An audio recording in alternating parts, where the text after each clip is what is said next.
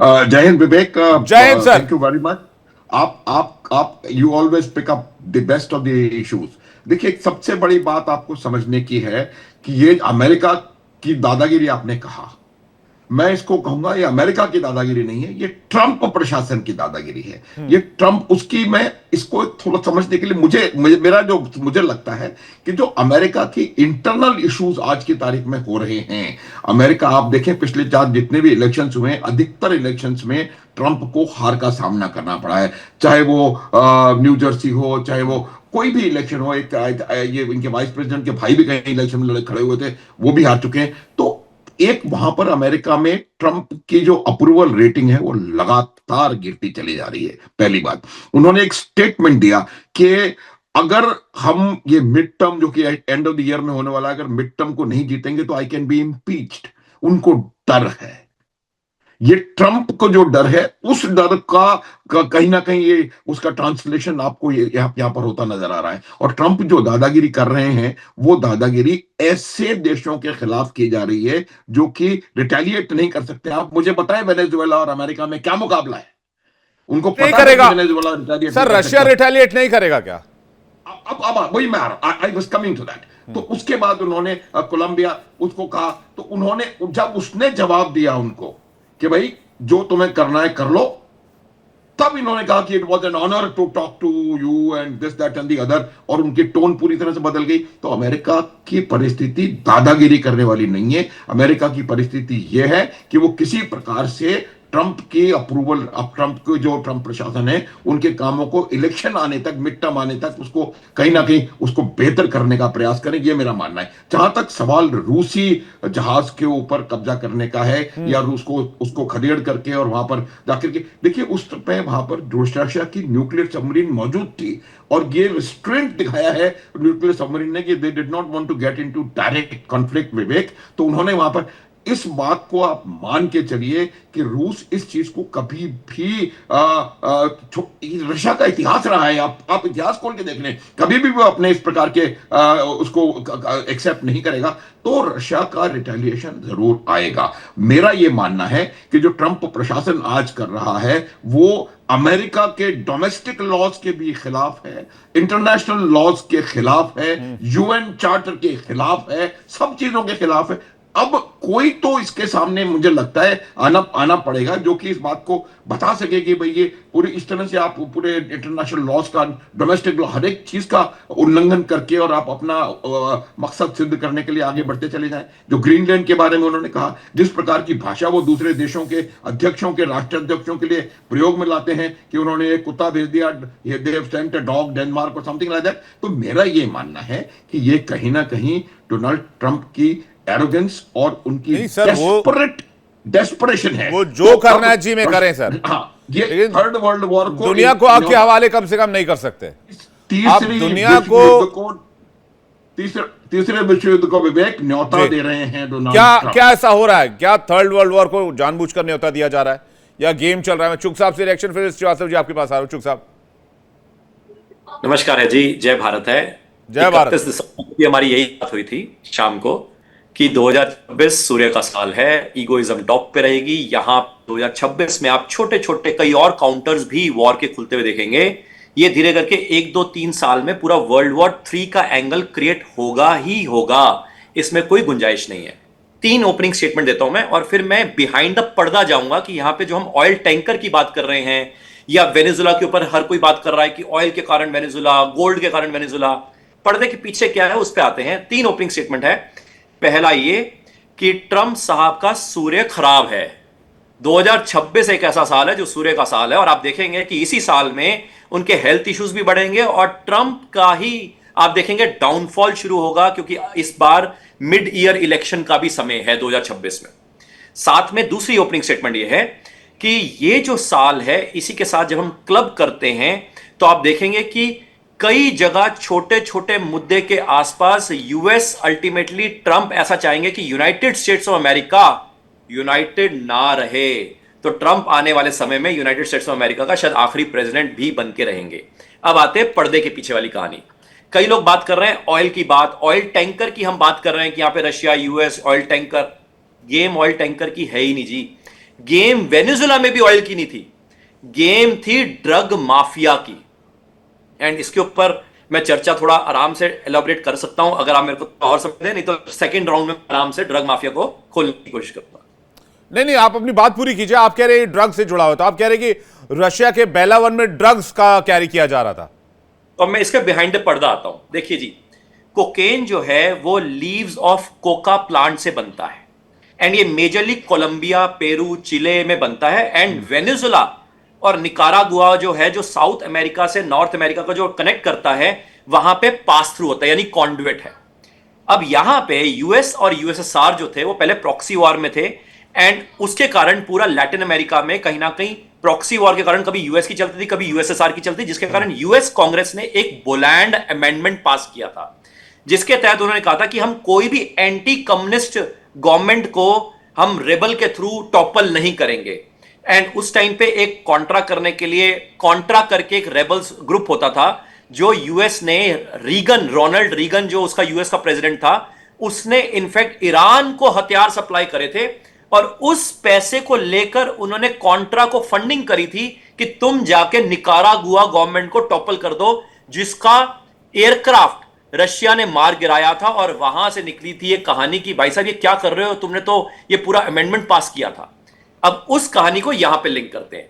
25% global cocaine आज की date में जो वर्ल्ड का है वो वेनेजुएला से पास थ्रू करता है, अंदाजन 400 से 500 टन, यानी कि प्योर ब्लैक मनी है जी। और इस ब्लैक मनी से आप फाइनेंस कर सकते हैं ग्लोबल टेररिज्म भी, ग्लोबल एजेंडा लेफ्टिज्म का चलाना है, फेनेटिज्म का चलाना है, एंटी गवर्नमेंट का चलाना है, कुछ भी फंडा आपको चलाना है, आपको ब्लैक मनी चाहिए। और ये बड़ा क्लीन ब्लैक मनी है कोकेन के ट्रेड के थ्रू। यानी कि ये जो पावर जो वेनेजुला के, जो वेनेजुला की जो प्रॉक्सिमिटी थी चाइना या रशिया की तरफ, वो तोड़ने के लिए ये ट्रंप ने गेम रचा वेनेजुला के ऊपर, जो ये गेम खेला है। अब ये जो शिप है, जो आप शिप की बात कर रहे हैं, जैसे पीछे चाइना के साथ भी कॉन्फ्रंटेशन हुआ, ऑयल की कोई गेम नहीं है जी, ऑयल चाहिए नहीं रशिया को।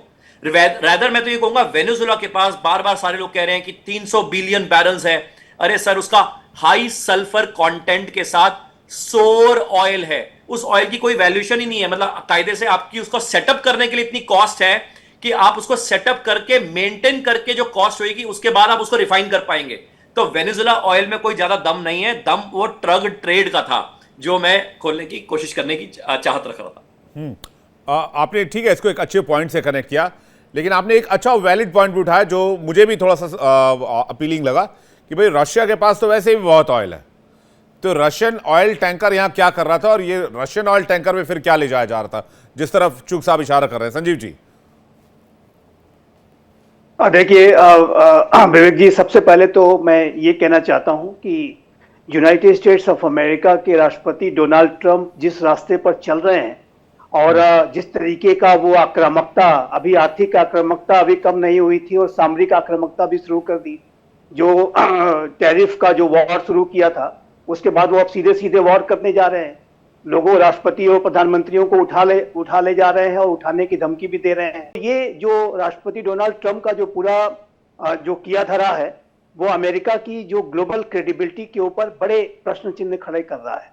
और मैं माथुर सर से बिल्कुल सहमत हूं, ये बिल्कुल उन्होंने सही कहा है कि ये जो पूरा अगर ऐसा ही खेल चलता रहा डोनाल्ड ट्रंप के एडमिनिस्ट्रेशन का, तो वो ऐसी संभावनाओं से इनकार नहीं कर सकते कि आगे आने वाले समय में अमेरिका का पॉलिटिकल इस्टेब्लिशमेंट ही उनको इम्पीच करेगा।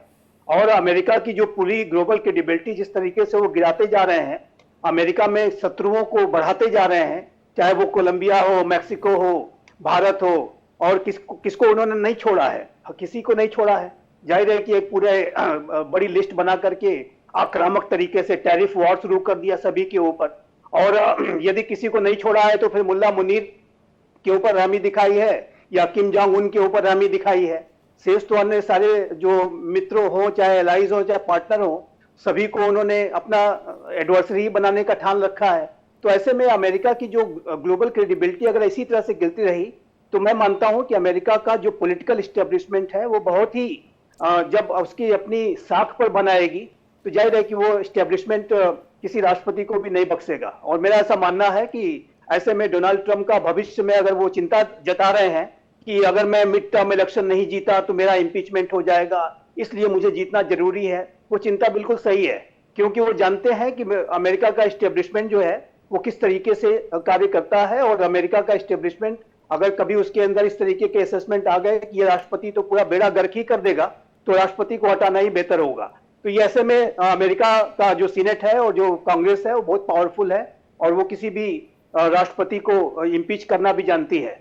और अभी तक तो मैं डेमोक्रेटिक पार्टी की तरफ से ही बड़े रिसेंटमेंट सुन रहा हूं। कल मैं अभी किसी का स्टेटमेंट सुन रहा था कि ये जंगल लॉ ऑफ द जंगल का युग आ गया है। 19वीं सेंचुरी का अमेरिकन इंपेरियलिज्म जो था वो अब 21वीं सदी में नहीं चलेगा, और 21वीं सदी का भी 25 साल बीत चुका है। और आप सोच रहे हैं 19वीं सदी का अमेरिकन स्पेनिश वॉर के बारे में सोच रहे हैं, फिलीपींस पे ऑक्यूपेशन के सोच रहे हैं, यहाँ वहां गुआम और हवाई का ऑक्यूपेशन जैसा आपने किया था, वो 19वीं सदी का समय बीत चुका है। आपको लग रहा है कि चीजें जो है वो बहुत बुरे दौर की तरफ बढ़ रही है बिकॉज ऑफ डोनाल्ड ट्रंप, आप ये कह रहे हैं? Absolutely, totally and absolutely.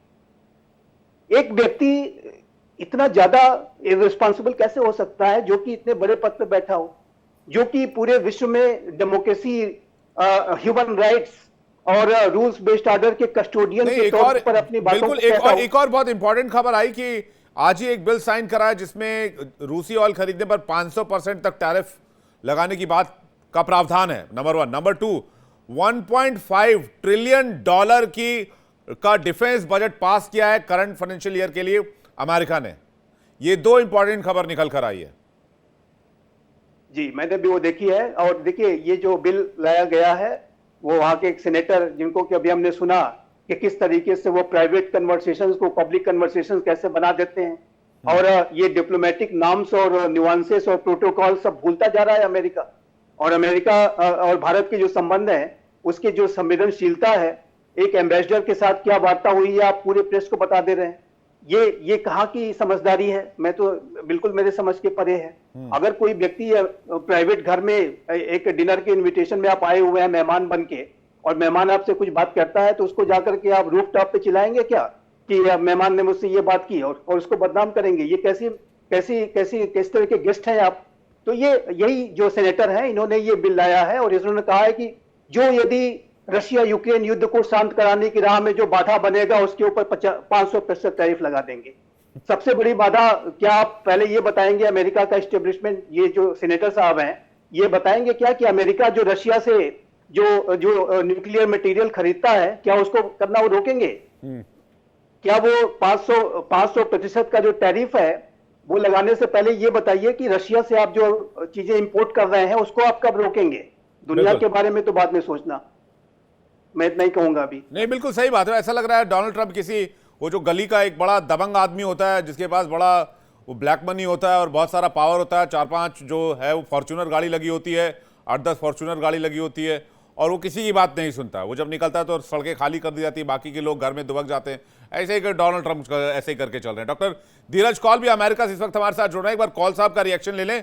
$1.5 trillion का डिफेंस बजट और बीच समंदर में रशियन फ्लैग वाले शिप को सीधी चुनौती, यानी कि रूस को चुनौती। भाई किसी शिप पे फ्लैग लगा तो आप देश को ही चुनौती दे रहे हैं। तो ये क्या, ये सही किया था क्या डिपार्टमेंट ऑफ वॉर करके डिफेंस मिनिस्ट्री का जो नाम चेंज किया?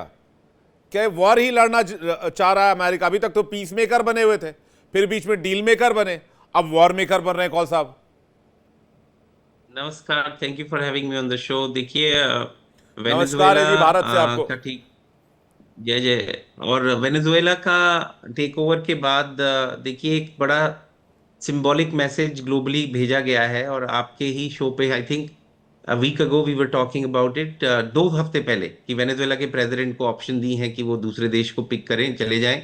और इसके साथ साथ जो ऑयल ओपन अप होगा, देखिए हम बार बार इस पे बात करते हैं कि इस टाइम वर्ल्ड के लिए सबसे इंपॉर्टेंट अगर कोई चीज, one of the top 3 important है, is cheap power for growth of AI और ओवरऑल कंट्रीज के लिए।